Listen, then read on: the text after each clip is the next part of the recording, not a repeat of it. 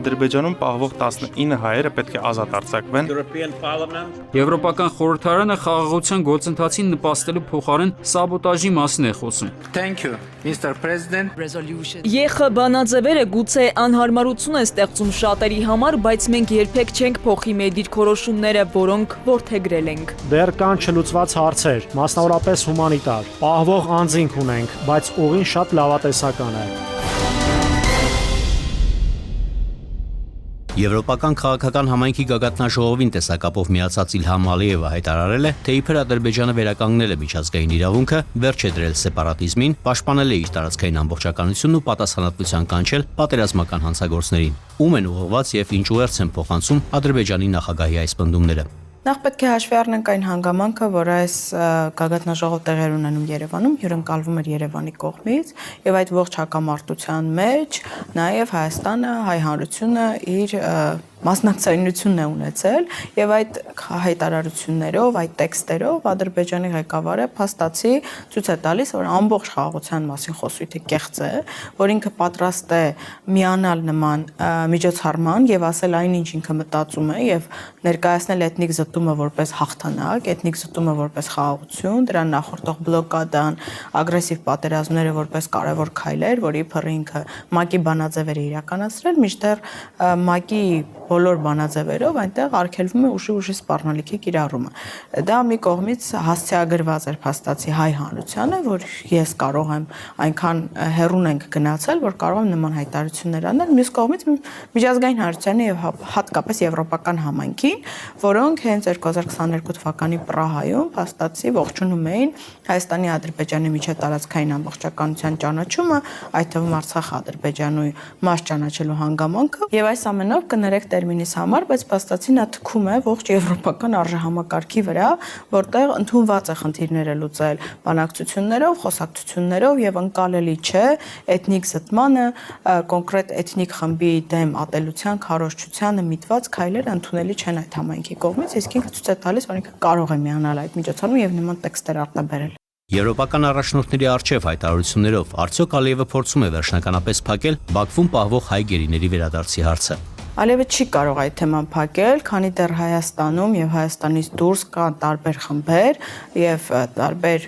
մարդիկ, որոնք շարունակում են զբաղվել այդ հարցով։ Այդ հարցը Ալիևին հանգիստ չի թողնելու, անկախ նրանից, որ հայկական իշխանությունները փաստացի որևէ առարկայական քայլ չեն ձեռնարկում այդ ուղղությամբ։ Ոստի այդ հարցը լինելու է, շարունակելու է ճնշել Ալիևին այնքան ժամանակ, մինչեւ ինքը հասկանա, որ մեր գերիներին պահելը շատ ավելի թանկ է իր վրա նստելու, քան նրանց ազատ արձակելը։ Ոստի ինչ նա հայտարարի, ինչպիսի տեքստեր էլ արտաբերի, ես ասում եմ, որ այդ հարցը մնալու է օրակարգում եւ այդ հարցը շարունակելու է տանջել Ալիևին։ 2021-ից մինչև 2026 թվականը Եվրոպական խորհրդարանը ընդունել է 14 բանաձև, վերջինը գագաթնաժողովից ընդամենը 4 օր առաջ, որոնք Ալիևի որակմամբ վիրավորական կերպով ստում են Ադրբեջանի մասին։ Ինչ գործնական ազդեցություն ունեն Եվրախորհրդարանի այս բանաձևերը եւ ինչու է Ադրբեջանի նախագահն այդքան սուր արձագանքում դրանց։ Ալիևի համար շատ կարևոր է, որպեսզի էթնիկ զտման թեման առհասարակ դուրս գա միջազգային օրակարգից, որովհետև այնտեղ իրապես բոլոր փաստերի համաձայն տեղի ունեցել էթնիկ զտում։ Եվ երբ Փաշինյանը հրաժարվում է դրա մասին խոսել, երբ Հայաստանի ներկայիս իշխանությունները հրաժարվում են այդ տերմինաբանությունից, դրանով բնականաբար մեծ օգուտ են տալիս Ալիևին։ Միևնույն ժամանակ Ալիևը տեսնում է, որ այդ թեման ամբողջությամբ դուրս չի կարող բերել միջազգային օրակարգից եւ որոշում է իր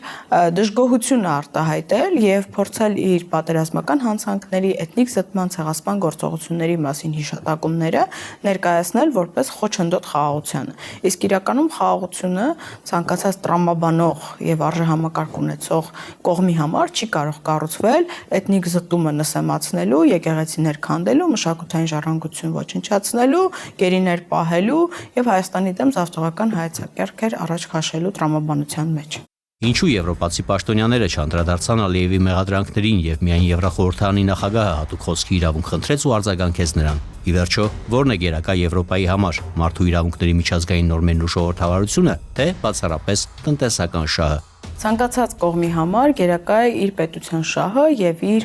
տվյալ դաշինքի շահերը այս տարածաշրջանում եւ միևնույն ժամանակ պետք է ցավով արձանագրեմ, որ նույնիսկ հայկական կողմը երբ հետամուտ չի լինում Ալիևի նման հռետորաբանությունը զսպելու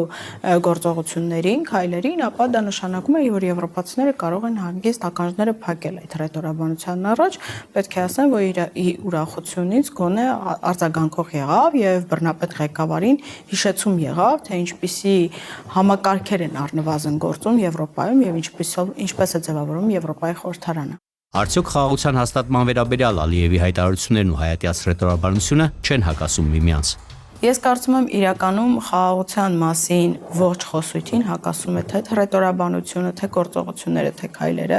Ես առիթներ ունեցել եմ նշելու եւ ցույց տալու, որ Արցախ-Ադրբեջանի մաս ճանաչելուց հետո Ալիևը շրջանառության մեջ է դրել զավթողական հայեցակարգ ընդդեմ Հայաստանի Հանրապետության, դա չի սահմանափակվում զուտ կառույցությամբ, դա տարածվել է իրենց դպրոցական դասագրքերում, կրթական հաստատություններում, կրթական ծրագրերի կարևոր մաս է կազմում, ամենօրյա ռեժիմով Ադրբեջանում հրապարակումներ են արվում այդ թեմայով։ Ես ինքս մոնիթորինգ եմ իրականացնում եւ տեսել եմ, որ վերջին 6 ամսվա մեջ Ադրբեջանի պետական լրատվական գործակալությունը մոտ 200 հոդված է հրապարակել, որտեղ Հայաստանի Հանրապետությունը կոչվում է Արևմտյան Ադրբեջան զավթողական անվամբ, որը հիշեցնեմ եւս մեկ անգամ որևէ փաստական հենք չունի, այսինքն դա զրոյից հնարված հստակ զավթողական ծրագիր է եւ իրենք կազմակերպում են միջոցառումներ, կազմակերպում են պատմության վերանայման դասընթացներ եւ քայլեր, դրանով իսկ ցույց տալով, որ երկարաժամկետ առումով իրենք չեն գնում հայ հանրության եւ հայկական Հայաստանի Հանրապետության հետ խաղաղության կառուցման ճանապարհը, որովհետեւ եթե նման ցանկություն լիներ Ադրբեջանի ներկայիս ղեկավարության մոտ, ապա այդ հակահայկական ելույթները եւ նման զավթողական ծրագրերը առաջ չէին մղվի։ Օրերս Հայաստանի արտգործնախարարը հայտարարեց, որ Ադրբեջանի հետ դեռևս կան չլուծված հումանիտար հարցեր, նկատի ունենալով Բաքվում պատանդարված հայերին։ Ազգային ժողովի նախագահն էլ վերջերս Թուրքիայում հայտարարեց, որ վստահության ամրապնման եւ իրական հաշտեցման հասնելու համար Ադրբեջանում պահվող 19 հայերը պետք է ազատ արձակվեն։ Արդյոք պաշտոնական Երևանը բավարար ջանքեր է գործադրում գերիների վերադարձի համար։ Իմ կարծիքով ոչ, որովհետև ես շատ լավ հիշում եմ օգոստոսի 8-ին Վաշինգտոնում տեղի ունեցած հանդիպումները եւ հայտնի նախաստորագրումը թղթի, որտեղ Փաշինյանի հետ առանձին հանդիպման ժամանակ Ամերիկայի Միացյալ Նահանգների ղեկավարը ասաց, որ եթե Ալիևին խնդրի, Ալիևը ազատ կարձակի բոլոր գերիներին եւ մենք մինչեւ հիմա չգիտենք նման խնդրանք Ալիևին եղել է թե ոչ, Ալիևը մերժել է թե ոչ, այսինքն որքանով է հայաստանյան իշխանությունը հետևողական եղել Թրամփի այդ խոստումը իրագործելու կամ հետագայում որ գործընկերային հարաբերություններում նաև որոշակի ճնշում գործադրելու, որ այդ հարցը լուծվի։ Այսինքն հայկական կողմը համաձայնվել է Ալիևի հետ խաղաղության թատերական ներկայացումը խաղալ, ցավոք այդպես է դա,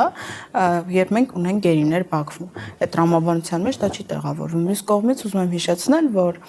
վերջերս տեղի ունեցած բավականին մեծ գագաթաժողովի նախօրեին Հայաստանի Հանրապետության ղեկավարը հայտարարեց, որ ինքը չի պատրաստվում այդ հարցը բարձրացնել իր եվրոպացի գործընկերների հետ հանդիպումներում, այլ փորձելով երկկողմ ձևաչափով դա լուծել։ Ես ինքս Ադրբեջան պետությունը ճանաչելով չեմ հասկանում, թե ինչպիսի երկկողմ ձևաչափ պիտի լինի, որ այդ հարցը լուծվի կամ որը պետք է լինի Բաքվի շահագրգռվածությունը այդ հարցը լուծելու։ Եթե իրենք շարունակում են այդ ամբողջ կեղծ դատավարություններով, դրան հաջորդած իրադարձություններով ավելի նսեմացնել, փորձել ճնշում գործադրել հայ հանրության վրա, դա հնարավոր է լուծել միայն միջազգային բավարար ճնշման պարագայում, իսկ այդ ճնշման ուղղությամբ քայլերի ձեռնարկում ես չեմ տեսնում։